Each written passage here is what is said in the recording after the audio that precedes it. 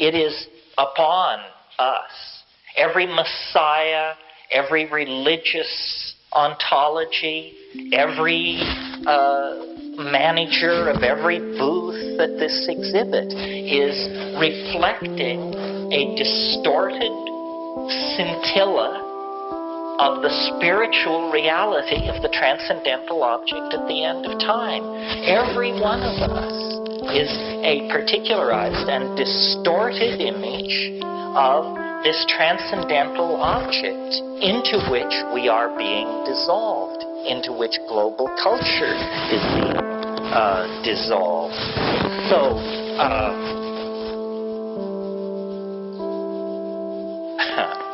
well, so what?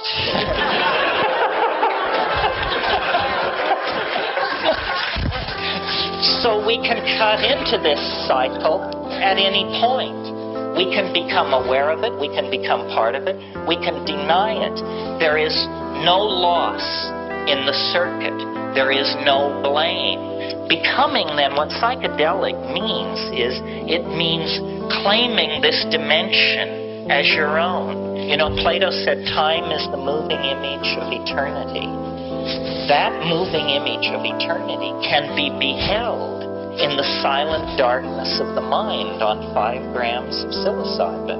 And if you think the universe is mundane, if you think there are no more frontiers to cross, no more adventures to be had, I'm telling you, you can turn your living room into the bridge of Magellan's ship on a long Saturday evening with 5 grams of psilocybin in silent darkness.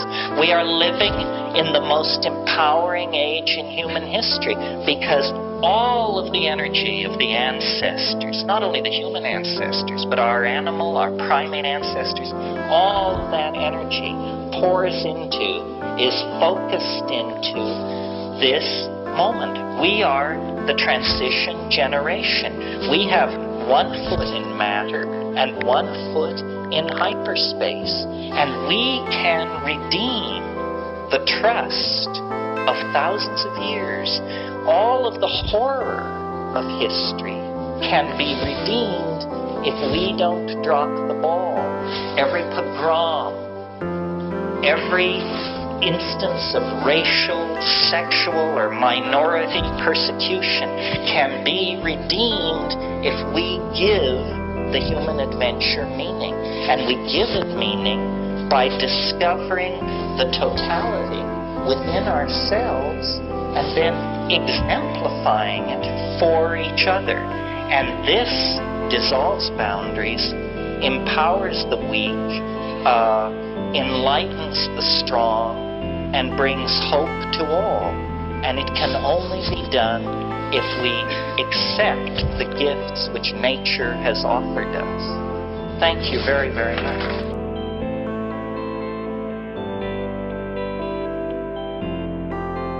The last thought I want to leave you with, which is a sort of coincidentia oppositorum thought, because it will bum some and exalt others, is the one thing that I've learned from psychedelics that seems secure over all the decades and the, embracing one idea, one ideology after another. The one thing that seems secure is a truth that is hard to hear in the context of a dominator culture with an obsession with the material world. And that truth is that nothing lasts.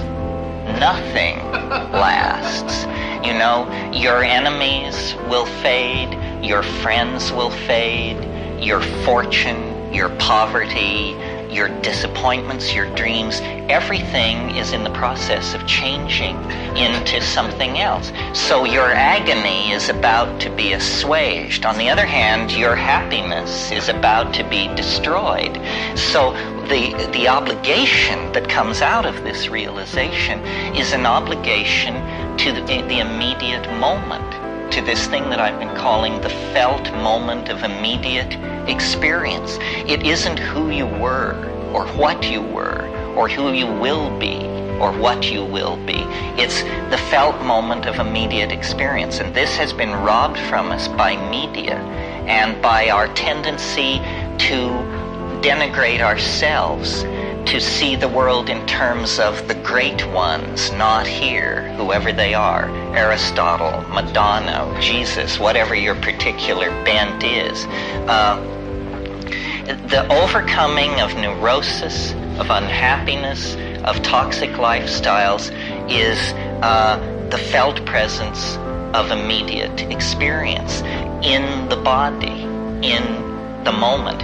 And, psychedelics, sexuality, gastronomy, sport, dance, these are the things which put you in the felt presence of the moment. And that's really all you ever possess. Your memories are eroding away.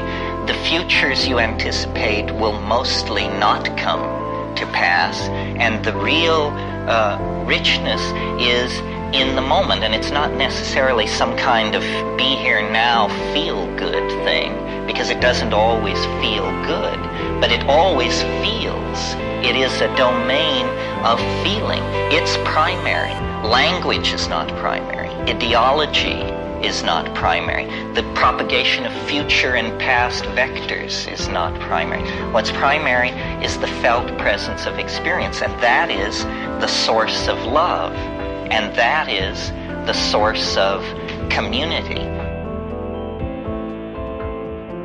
If someone had never taken psychedelics and had no interest in it, and had come here because they thought this was the Traegering group, I think they would be truly alarmed and disturbed by what they hear, because we appear to be mad people, because we appear to be fully engaged with an unseen, invisible world, and we're calling it the cause of history, the purpose for the future, and the basis for everything going on between us. But nobody said life was simple, because every single person who does this is seeing things no human eye has ever fallen upon, and it is a realm of ideas, and we do each bring back different souvenirs from that place. We are all equally qualified. We don't know who will spot the whale, but everyone should have their eye peeled, because that's what we're doing. We're searching for an encounter with Leviathan. Nature is God. That was the informing vision of Moby Dick, and it's a good one to carry as a metaphor into the psychedelic experience. There again was a perfect example of the male ego unable to release into the matrix of nature until it literally dragged them into the depths. Through the building of community, through the music and the dissolution of boundaries, through the use of these psychedelics, the shaman are showing how you create an archaic style culture after 5,000 years of human history. Because we can't abandon technology. We have 6 billion people on this planet. But the shaman and the rave culture are showing us how we can take what was best in the society of 25,000 years ago and bring it into the center of our lives and live it again, and create a community of caring, intelligent people who've got their heart connected to their head and their heart connected to their feet, so that through dance, feeling, philosophy, sexuality, art, we manifest the creativity that is going to be necessary for us to save ourselves. This is the key, you see. If the expansion of consciousness does not play a major role in the human future, what kind of future is it going to be? My goals are very modest. I'm very pleased that it chose to confide so concrete an idea in me. But if it had never chosen to do that, I still would die a happy man with the unspeakable experiences of beauty that it has shared with me. Because my psychedelic trips these days are not about the time wave. the time wave is pretty much a done deal. So I think it's like everything else in life. Intent is everything, and impeccability means in that domain, do not seek to use. Do not seek to use. It's a religious mystery, and that doesn't mean it's an unsolved problem. It means a mystery. And life is only worth living as long as the mysteries continue to inform, transform, and inspire us. And the last thing I want to say, and then I'll leave you, is the truth can take care of itself. You don't have to approach the truth with eyes lowered and gaze averted on bended knee. That's how you approach bullshit. But the truth is so powerful that you can kick the tires, turn over the engine, check the odometer, and nobody is offended. Truth is real. It can stand the test. And that's why, I went all over the world looking at various spiritual traditions. I don't feel it's putting them down to say that they were ineffective, because they were all great aspirations.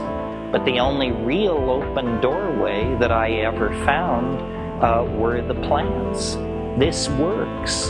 In other spiritual disciplines, everybody wants to go faster. They want the Roshi to give them further empowerments. They want further information, postures, secret teachings, so forth and so on. Once you reach the psychedelic experience, the accelerator is far less interesting than the location of the brakes. That's what we're looking for. We're not trying to push. We all know how to push this so fast we can't stand it.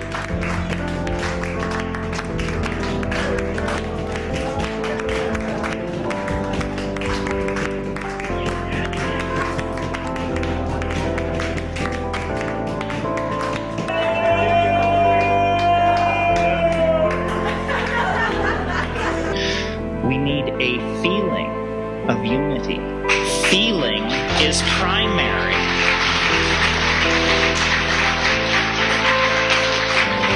So it doesn't come out of intellectual exhortation. It comes out of a personal act of courage made by the individual. An act of courage which involves surrender. Surrender is the opposite side of the coin of ego. The central issue of our times is our inability to surrender to what we know is right. We have the ability to feed the hungry. We have the ability to educate our children, to clean up our environment, to eliminate sexism, to eliminate racism. The question is, can we change our minds fast enough? Not can we change our minds, but can we change them fast enough? A return to archaism with the lessons learned in history. That's where we were happy.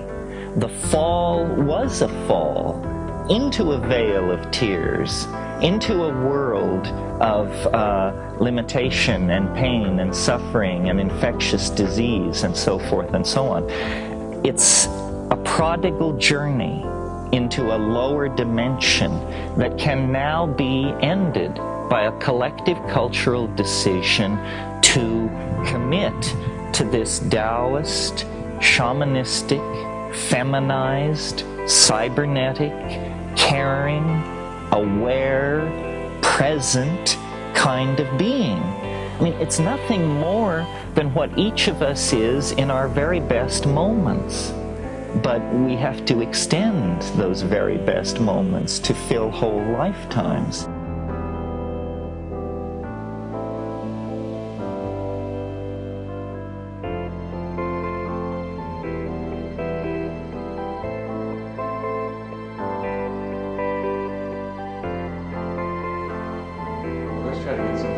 That's interesting. the age thing. That's great. Old man McKenna. It must be approaching 2012 now. He's This is your